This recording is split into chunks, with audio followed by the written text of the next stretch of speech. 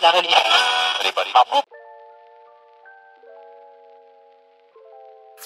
Hello, X. Hoy hablaremos de un tema interesante que tendrá que conocer, gústele o no le gústele. Dios. La primera experiencia que yo recuerdo del tema fue una vez que un ser querido me dijo que la acompañara a la iglesia porque tenía que pagar una promesa. Yo era un chamaquito, no recuerdo cuántos años tenía, pero un chamaquito de nada. Y sin nada más que hacer, le busqué. Cuando íbamos de camino, yo le pregunté cómo era eso de una promesa. Y ella dice, y me pareció el ejemplo más oportuno. Y ella me dijo, bueno, eso es como, imagínate que tú vas a coger un examen. Pues tú haces una promesa, tú oras y le dices, Dios, por favor, ayúdame a pasar el examen. Si paso, yo te prometo que voy a la iglesia 3 o 4 domingos. Eso me pareció a mí la cosa más revolucionaria del mundo entero. Tú sabes lo que es poder pasar un examen sin tener que estudiar, sin tener que hacer nada.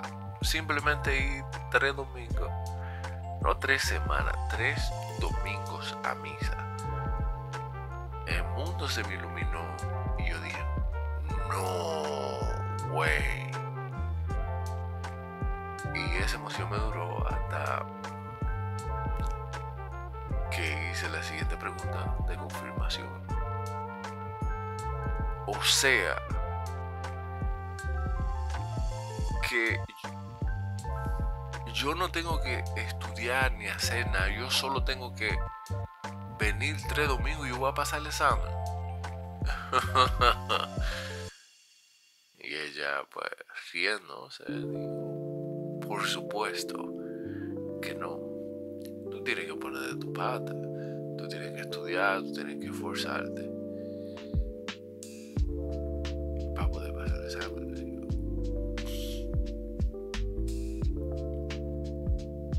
Y yo no hice ninguna pregunta, yo no dije más nada, pero pensé en, bueno, ¿qué diferencia hay entre yo hacer una promesa y estudiar y ver si la paso o no, a no hacer una promesa y estudiar y ver si la paso o no? Y fue, yo no te voy a decir que fue en ese momento, yo era un chamaquito, pero fue eso lo que eventualmente me llevó a analizar el tema desde afuera, a hacer preguntas. Y fue tratando de responder esta pregunta que yo llegué a pensar lo que pienso ahora sobre el tema. Así que por eso considero que la mejor forma de explicártelo es manteniendo el mismo formato de preguntas. Las mismas preguntas que yo a través del tiempo me hice y que me trajeron hasta aquí. Ahora, disclaimer. Yo solo sé que no sé nada. Lo que no quiere decir que yo no sé nada, sino que soy consciente de lo mucho que no sé, por lo que puedo estar equivocado. Así que te recomiendo que lo escuches hasta el final. Así podrá darte el placer de decir Pero si tú te equivocado en esto y en esto. Y si no consideras que estoy equivocado, pues entonces aprenderás algo nuevo. De cualquier forma, tendremos un mejor entendimiento del tema. Y por último, el peor enemigo del autodidacta, de aquel que se enseña a sí mismo, es el sesgo de confirmación. Y es que cuando uno escucha algo, cuando uno escucha a alguien decir lo que ya uno cree, uno dice, este tipo sí, este tiene la verdad. Y cuando uno escucha a alguien decir lo contrario a lo que uno cree, uno dice, este tipo no sabe. El sesgo de confirmación es aquel que te lleva a leer 5 cosas que te dicen que el cielo es azul. Pero si tú crees que el cielo es rojo, cuando tú lees una, después de aquellas 5, tú lees una que te dice, en realidad hay una conspiración, el cielo es realmente rojo. Ahí tú dices, yo sabía. Así que la única forma de combatir el sesgo de confirmación es simplemente escuchar. Y aunque tu mente te diga, no, esto no es cierto, esto no va, lo que es bueno, ¿verdad?, que tú te cuestiones, es escuchar hasta el final y luego hacer una evaluación de lo que escuchaste. Así que si tú escuchas algo que no te gusta, que no te parece, de nuevo, escúchalo hasta el final y luego me puedes decir, estás equivocado en esto y en esto. Y sin más preámbulos, son un total de 12 preguntas que vamos a ir respondiendo de 2 en 2. Y las primeras 2 preguntas son: ¿por qué crees en el Dios que crees? ¿Y por qué el tuyo es el correcto? ¿Tú alguna vez te has preguntado por qué tú hablas el idioma que hablas? Pues tú hablas el idioma que hablas porque creciste en el tiempo y en la cultura en la que naciste. Si hubieses nacido en un país de habla inglés, hubieses hablado inglés. Si hubieses nacido en Francia, hubieses hablado francés. Y esa es exactamente la razón por la que crees en el Dios que crees, porque naciste en el tiempo y en la cultura en la que naciste. Si hubieses nacido en la India, probablemente fueras hindú. Si hubieses nacido en Pakistán, fueras musulmana. Pero eso no importa, porque el Dios que crees es el correcto. ¿Y cómo lo sabes? Porque lo has visto hacer su obra, o al menos habrás escuchado de alguien decirte que vio cómo Dios hizo su obra, que vio cómo su vida cambió. Y la única forma en la que pudo haber cambiado fue gracias a Dios. Así que, aunque haya sido pura casualidad que tú creas en el Dios que crees, tienes suerte, porque el tuyo es el correcto. Lo que nos lleva a las siguientes 2 preguntas. ¿Cómo Dios hace su obra? ¿Y por qué es bueno creer en Dios? Para responder a la primera pregunta, hay que hablar de un tema o mencionar un tema que ya hablaremos a profundidad en otra nota, y es la felicidad. Un tema complejo, pero que no somos felices cuando estamos sufriendo. Obvio. ¿Y qué nos hace sufrir? nos hace sufrir la falta de dinero. Y no estoy diciendo que tú tienes dinero para comprarte un suéter Zara y no un Gucci. Estoy diciendo la falta de dinero que te hace sufrir cuando no tienes para pagar la renta, cuando no tienes para cubrir la deuda, cuando no tienes para pagar la operación de un ser querido. Nos hace sufrir la falta de salud, como cuando estamos en la oficina del doctor que nos va a dar el diagnóstico, pues ya nos diagnosticaron una enfermedad. Cuando en la salud mental estamos en una situación de tanto estrés que no podemos pensar con claridad, o cuando simplemente no podemos hacer sentido de lo que está pasando.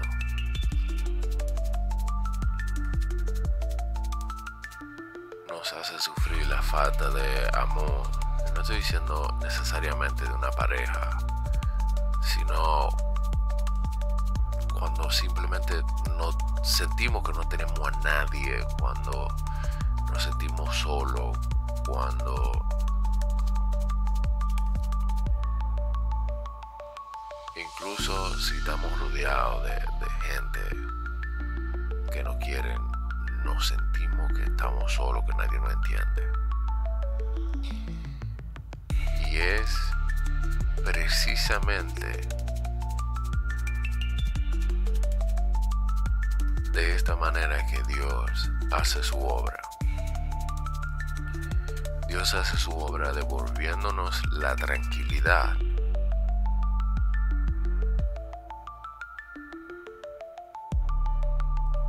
Y devolviéndonos la tranquilidad nos hace felices de nuevo. Por ejemplo, si yo estoy en una situación con problemas de salud mental porque simplemente me han pasado varias cosas malas y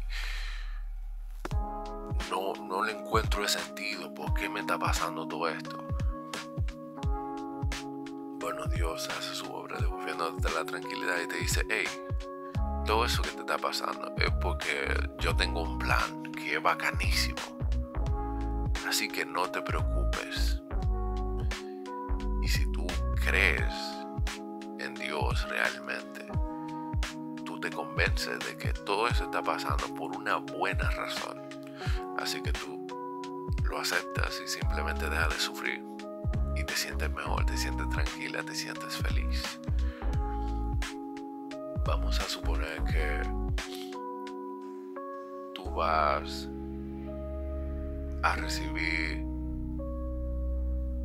los resultados de un examen médico. Antes de ir, tú estás preocupada, tú dices: Dios, por favor, que todo salga bien. Y en ese momento de preocupación, en el que ya tú acabas de orar, si tú realmente crees en Dios, te vas a convencer en ese momento de que todo está bien. Dios te va a ayudar. Pues los niveles de estrés, la preocupación, se reducen considerablemente porque tú confías en que todo va a salir bien. Y Dios te devuelve la felicidad, devolviéndote la tranquilidad. Te falta dinero, las deudas te están ahogando. ¿Qué te dice Dios? Cada día trae su propio afán. El dinero es la raíz de todo mal, la avaricia. Y diciéndote que el dinero no es importante, que no te preocupes porque cada día trae su propio afán, Dios te devuelve la tranquilidad, devuelve la felicidad. Pues es cierto que tú estás sufriendo, pero el dinero es la raíz de todo mal. Y eso te da la tranquilidad, te relaja. Y es esa relajación que te hace sentir feliz. esa es la razón y la que responde y esto responde a la siguiente pregunta. ¿Por qué es bueno creer en Dios? Es porque cuando tú estás en un estado de estrés y de ansiedad, es muy difícil pensar con claridad. Es muy difícil uno hacer un plan para salir de ese estado. Y cuando tú crees en Dios y tú crees de verdad en Dios y tú te convences de que el plan de Dios es perfecto, eso te hace relajarte. Y cuando te relajas, piensas con más claridad, haces un plan más elaborado. Y pues por eso es que hay gente que ha luchado contra las drogas toda su vida y que de repente cree en Dios y conoce a Dios y simplemente sale de ese mundo. Y quiero aprovechar este momento para hablar del poder de la oración. Lo primero es que tú tienes que entender que no existe absolutamente ninguna diferencia entre el poder de la oración y el poder de la atracción. El poder de la oración y el poder de la atracción no yace en un Dios todopoderoso que escucha tus deseos y los cumple, o de un universo que responde a tus deseos y los cumple. El poder de la oración y de la atracción yace en que cuando lo haces, cuando tú dices: Dios, por favor, ayúdame a conseguir este trabajo, yo te aseguro que yo voy a hacer todo lo posible para conseguirlo. Yo declaro al universo que voy a conseguir ese trabajo que tanto quiero. Y voy a poner todas mis energías en conseguir ese trabajo. Cuando tú dices eso, tú estás haciendo un plan concreto de lo que quieres conseguir y de cómo conseguirlo. Yo quiero conseguir ese trabajo y voy a hacer todo lo posible para conseguirlo. El poder de la oración yace en que en ese momento estás estableciendo una meta, ese trabajo, y estableciendo una forma para conseguirlo. Voy a hacer todo lo posible para conseguirlo. Al contrario de si tú no oras o no haces ningún plan, no estableces ninguna meta, es más difícil que tú consigas el trabajo, ¿verdad? Dios, ayúdame a superar esta enfermedad. Yo te aseguro que voy a comer saludable, voy a hacer ejercicio, estás estableciendo una meta, superar una enfermedad, y estás estableciendo un plan para conseguirlo. Voy a hacer ejercicio, voy a comer saludable, voy a ponerme a estudiar sobre el tema, Y es exactamente hacia con el universo y la energía. Yo declaro que voy a superar esta enfermedad. De ahora en adelante voy a poner todas mis energías en comer saludable, en hacer ejercicio, estudiar el tema, comprenderlo mejor. Y eso es bueno porque es la mejor manera para alcanzar una meta. Definitivamente, establecer una meta concreta y hacer un plan para llegar a ella es la forma más efectiva para llegar ahí. Lo que nos lleva a tercer set de preguntas. ¿Por qué Dios no es real? ¿Y por qué no es bueno creer en Él? Pero yo me imagino que lo primero que está pasando por tu mente es: ¿pero qué dicotomía es esta? ¿Cómo tú me acabas de decir que es bueno creer en Dios? Que Dios hace su obra y ahora me dice que Dios no es real. Dame un segundo, déjame explicarte. Yo creo que la forma más fácil para tú comprenderme es tratando de responder a 4 preguntas, que podrían ser 1000 preguntas, pero yo creo que con 4 se puede establecer la idea. Primera pregunta. Primero, tenemos 2 personajes. Uno profundamente creyente, quien antes de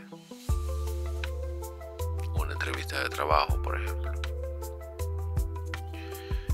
se hinca antes de irse a dormir a la orilla de la cama, cierra sus ojos, une sus manos y dice con tanta fe como es posible: Dios, te pido que por favor me ayudes a conseguir este trabajo. Tú sabes lo mucho que yo he estudiado, lo mucho que yo me odio en la universidad, lo mucho que yo me he preparado para este trabajo. Tú sabes que los beneficios de ese trabajo, mi sueldo, no son para yo irme de party, no son para yo beber o fumar, son para yo poder ayudar a mi familia a salir adelante. Por favor, Dios, ayúdame en eso. Yo te prometo que yo voy a hacer todo lo que esté en mis manos por traer más hermanos a la iglesia, por tratar de hacer tu obra. Ayúdame, Dios. Y se va a costar. El otro, que no cree en Dios ni siquiera, simplemente la noche anterior se acuesta y se duerme. Al día siguiente ambos van a la entrevista de trabajo. Y 2 horas después, ambos ya hicieron la entrevista. Y a uno le dijeron: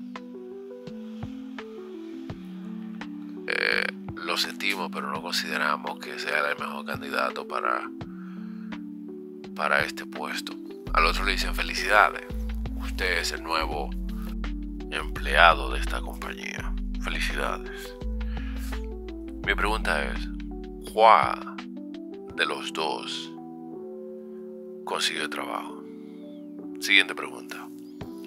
Ambos, el creyente y el no creyente, están en la oficina del doctor.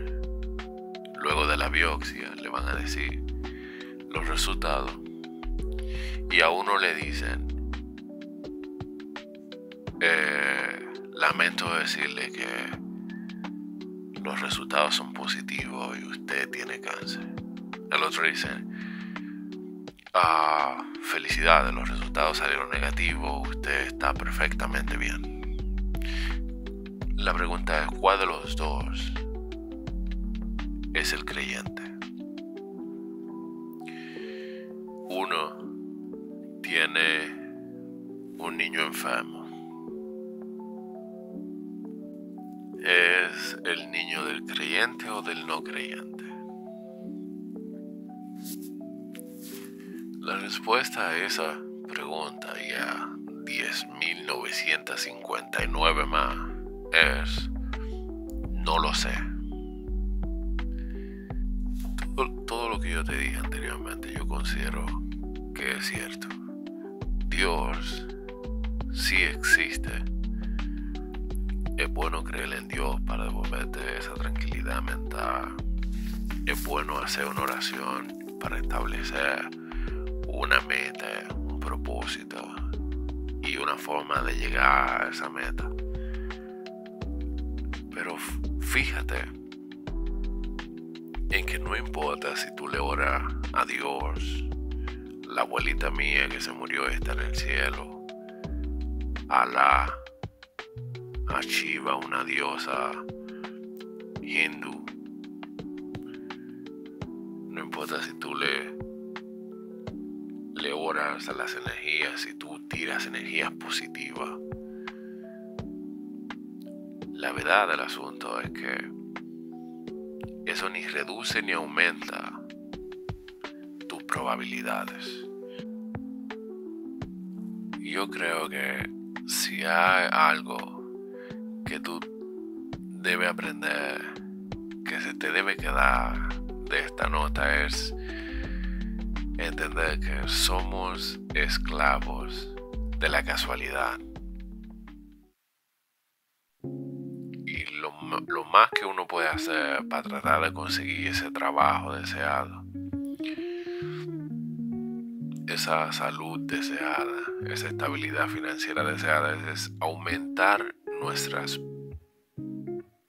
probabilidades. De eso se trata. Eso es lo único.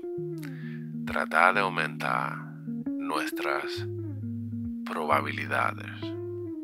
Por ejemplo, un médico que ora, pero no se prepara para el examen de residencia. Y aquel que no ora, pero estudia con cojones, tiene más posibilidades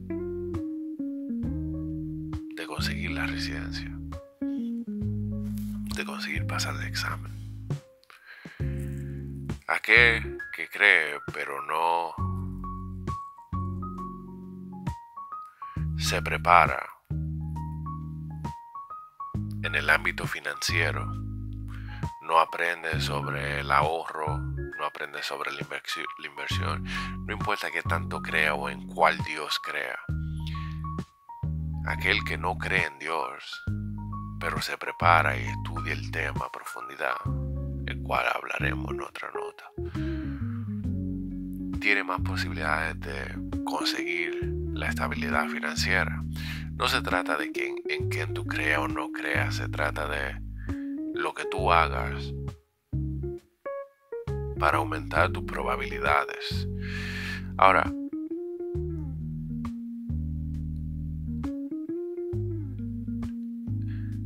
no importa, y se podría decir que uno nunca consigue, o que es muy difícil conseguir el 100% de probabilidades, porque incluso cuando tú te matas estudiando para pasar ese examen y lo pasa, y hay otro que se preparó, no necesariamente estudiando, sino que se preparó y aumentó sus probabilidades asociándose con gente que trabaja directamente con el examen.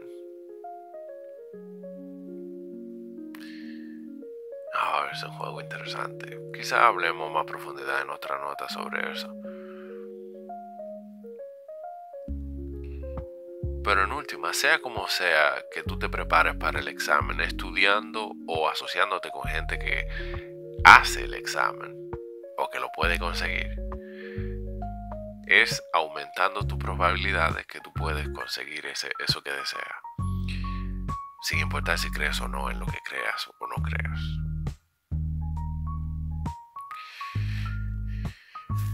Lo que nos lleva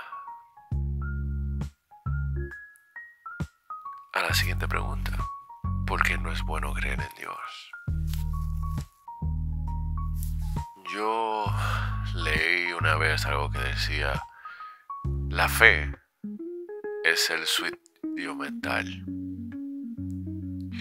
Me pareció interesante, pero la verdad es que no le di mucha mente en ese momento. No fue sino hasta después, mucho después, que pude comprender a lo que se refería. Y es que cuando tú crees en Dios, tú mágicamente acabas de descubrir la respuesta a todas las preguntas. Y una vez tú tienes las respuestas a todas las preguntas, pues ¿para qué preguntarse? ¿Cuántos años tiene la Tierra? Un par de miles de años, dice la Biblia. Bueno, si tú crees en eso, ya, ¿para qué averiguar realmente cuántos años tiene? Pero cuando no consideras la Biblia, que es la palabra misma de Dios, la verdad absoluta, y te preguntas, ¿realmente cuántos años tiene la Tierra? Bueno, ya se sabe que son millones y millones de años. La Biblia dice que la Tierra es el centro del universo. Así que ¿para qué averiguar más nada sobre eso? Bueno, ahora se sabe que no es así. Querida ex, te va a sorprender la cantidad de errores, de información incorrecta que tiene la Biblia. Y esa es precisamente el punto de esta nota. Y la respuesta a la pregunta de por qué no es bueno creer en Dios. Tú solo puedes comprender esto si entiendes la importancia que tiene hacerse preguntas.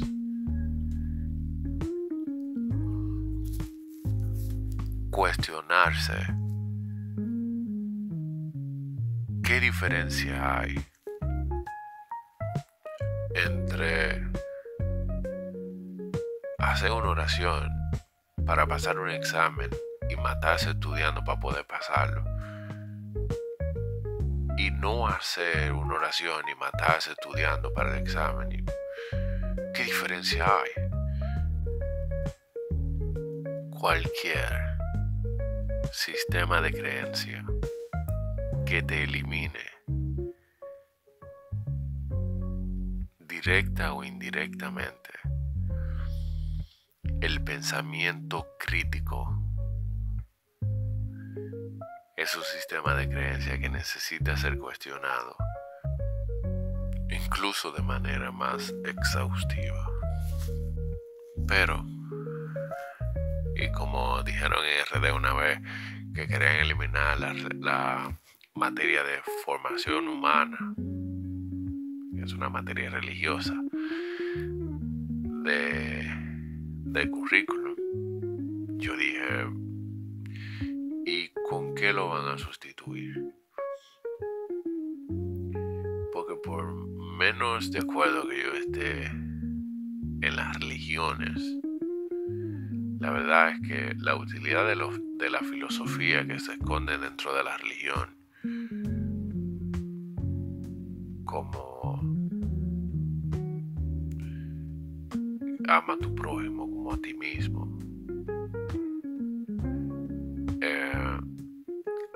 la oración misma que te lleva a hacer un plan y establecer una meta, la esperanza que te da el creer en Dios, la forma en la que Dios hace su obra tranquilizando tu mente, son cosas muy valiosas. Y yo no creo que sea inteligente eliminar la religión sin sustituirla por una mejor opción.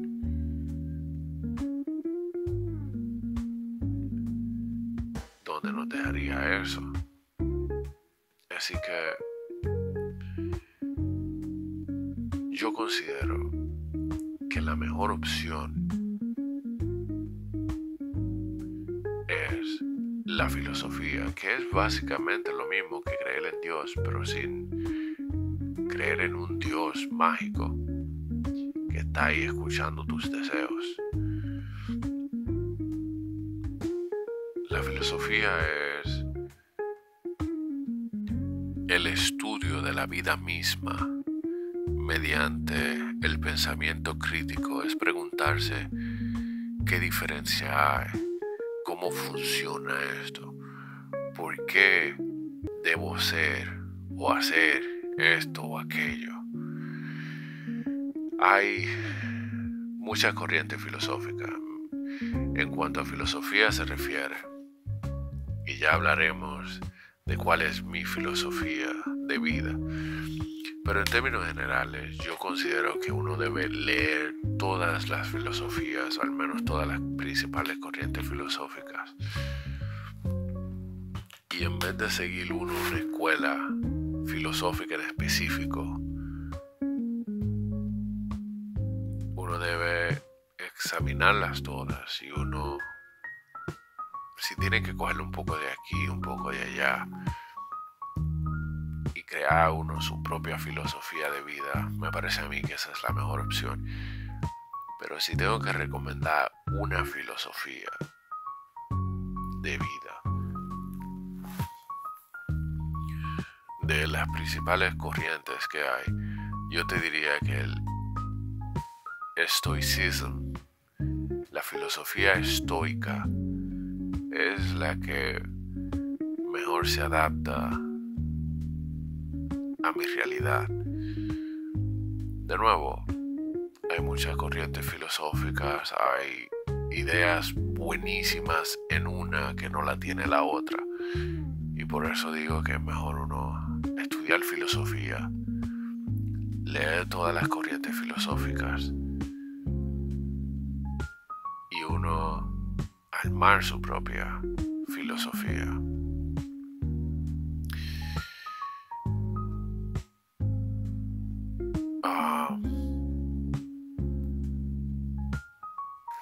Yo solo sé que no sé nada. Dime qué piensas. Vamos a llegar juntos a la verdad, ex.